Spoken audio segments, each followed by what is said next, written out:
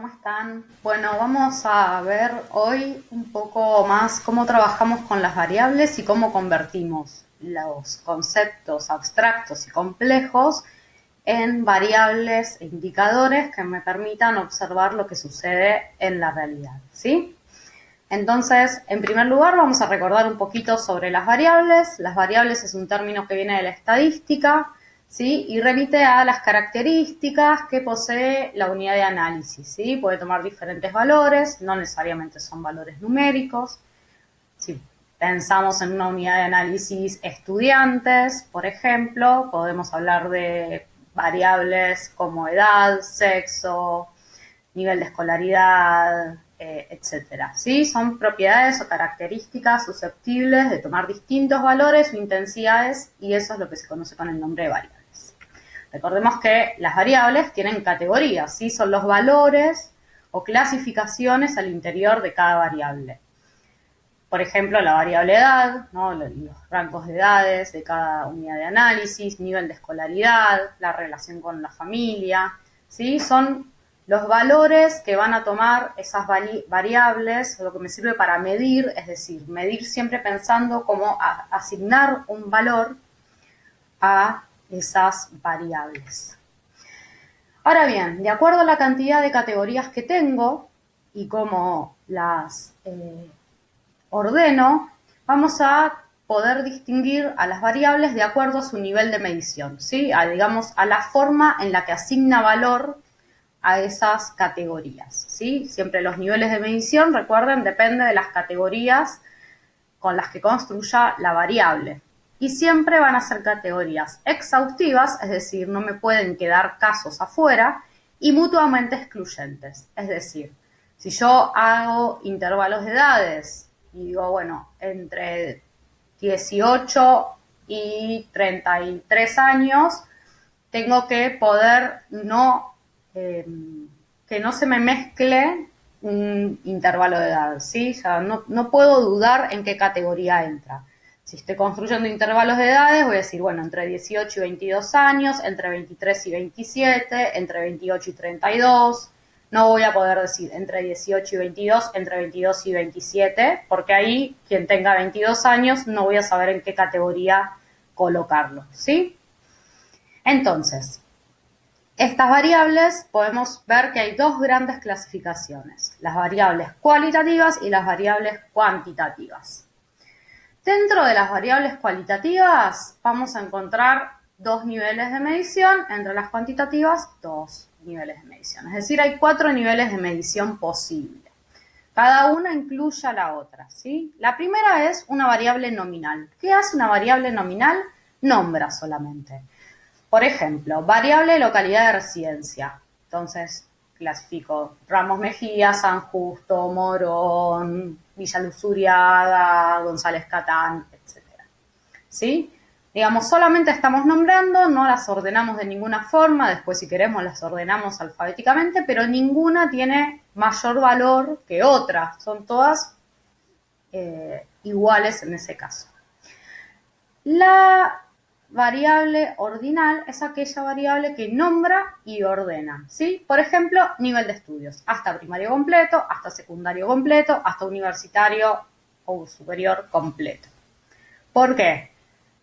Básicamente porque vamos a tener la categoría más baja, que es primario completo, una categoría más alta, que es universitario o nivel superior completo, ¿sí? Y así voy a categorizar y ordenar los casos que tenga de las personas a las cuales, por ejemplo, puedo estar encuestando, las ordenamos a partir de esa clasificación, ¿sí? Una clasificación que tiene un orden.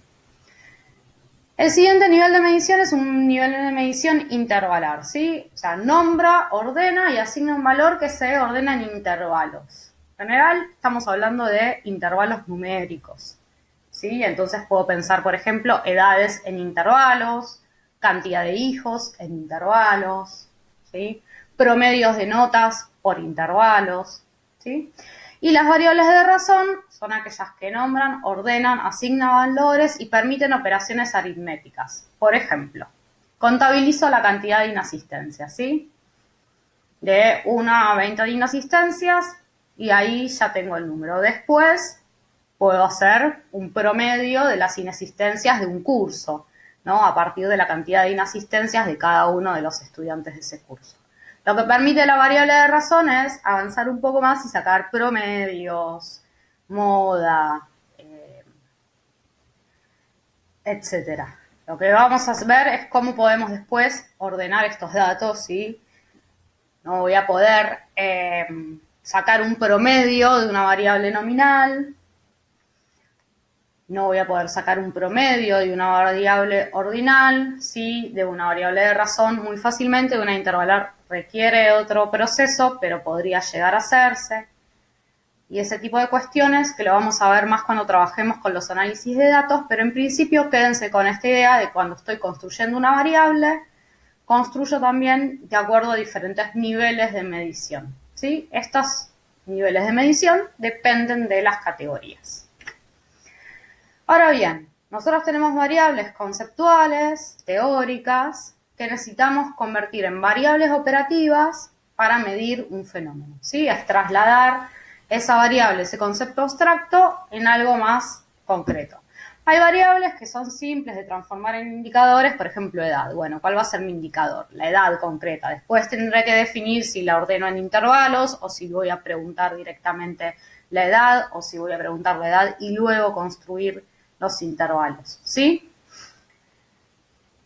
Por otro lado, tenemos que hay variables que son más complejas o que no son directas. Por ejemplo, si yo digo que voy a analizar el desempeño académico y voy a definir el desempeño académico en relación a al promedio de notas, ahí tenemos una variable conceptual como es desempeño académico, se relaciona con un indicador empírico que es el promedio de las notas, ¿sí? Entonces voy a asignar esos valores.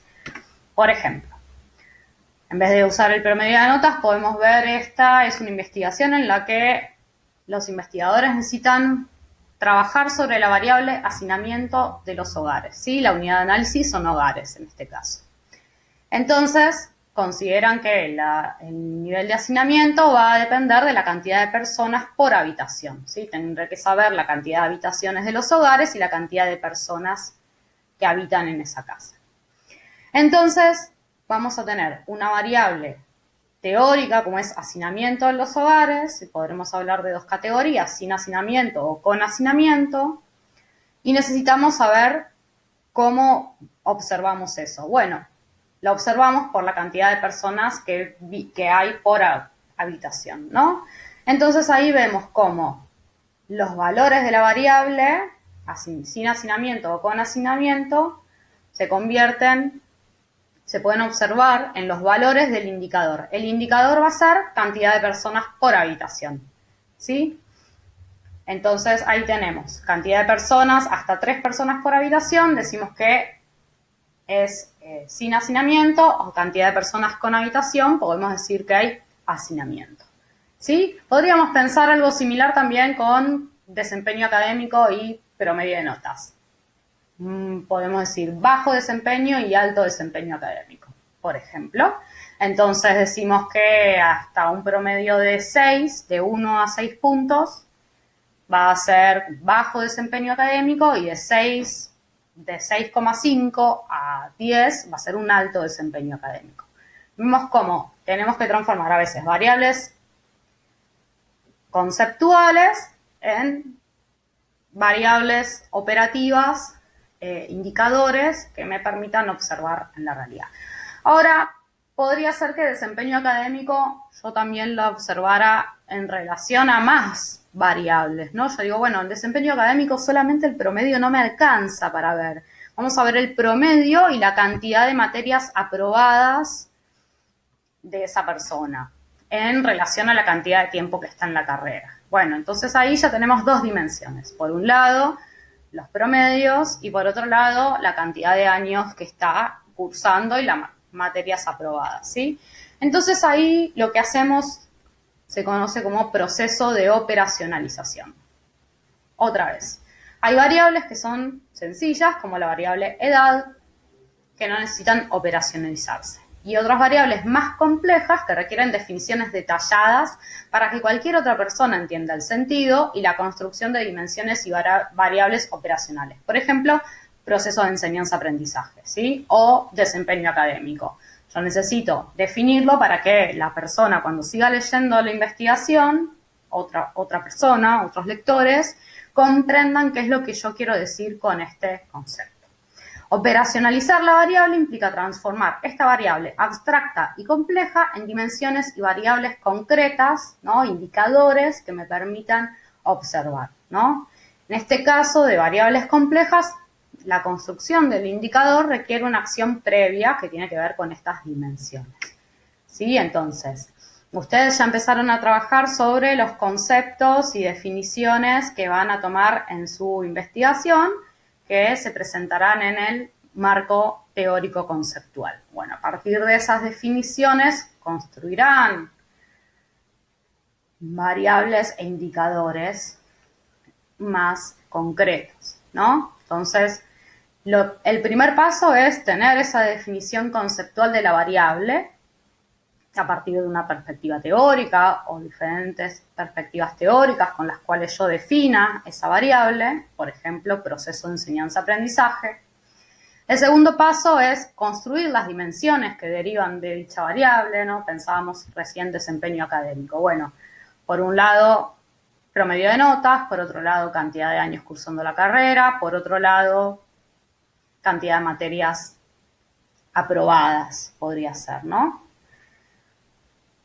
Y por otro lado, vamos a pasar a desagregar esas dimensiones en variables operacionales. En este caso, podrían ser directamente pasar de estas variables complejas a variables observables, o a veces requiero una dimensión más, ¿sí?